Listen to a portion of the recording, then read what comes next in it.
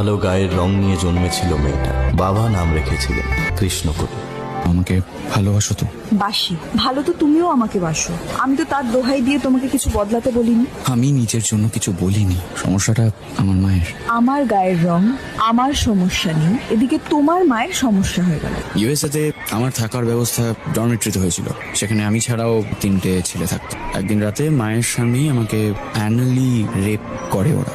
মায়ের কোনো দোষ নেই কৃষ্ণা, কেবল একটু মানিয়ে নিয়ে, আর যদি সত্যি মানিয়ে নিতে না পারলে তাহলে। পারবো, আমি রাজি আছি। সত্যি বলছো তুমি?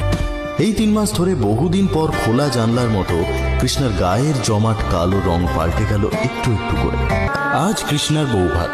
মা, আপনার সঙ্গে না আমার একটু দরকার ছিল। হ্যাঁ বলো। একটা স্টিল ছবি তুলবো, শুধু আপনি আর আমি। বেশ তো। এই ছোকরা, দেখো দেখি কাকে কার মেয়ে মনে হয়। ক্যামেরার ফ্ল্যাশ চলে উঠতেই কৃষ্ণার পেছনে লুকিয়ে থাকা হাত দুটো বেরিয়ে এসেছে। 2 হাতে ধরা রয়েছে 2টো কাঁটা চামচ। মুহূর্তে অলকা সান্যালের সামনে গিয়ে দাঁড়িয়ে মহিলার চোখ লক্ষ্য করে চালিয়ে দিয়েছে ধারালো কাঁটাগুলো। এটা কি করলে তুমি? ঠিক করিনি। 3টে কালো মানুষ তোমার উপরে অত্যাচার করেছিল বলে তুমি কালো মানুষদের ঘেন্না করেন, আর আজ একটা ফর্সা মেয়ে ওর চোখ খুবলে নিল।